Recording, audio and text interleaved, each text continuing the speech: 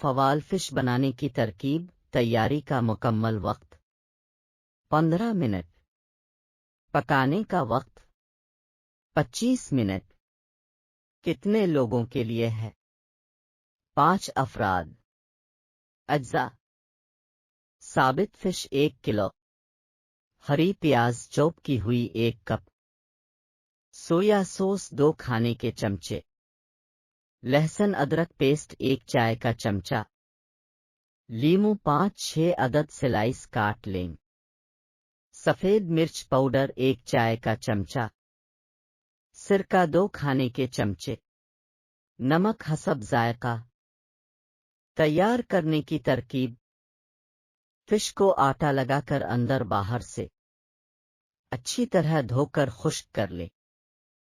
प्याले में हरी प्याज, सोया सॉस, नमक, लहसुन अदरक पेस्ट, सफेद मिर्च पाउडर और सिरका डालकर अच्छी तरह मिक्स करके मछली पर लगा दें और फवाल से कोर कर दें।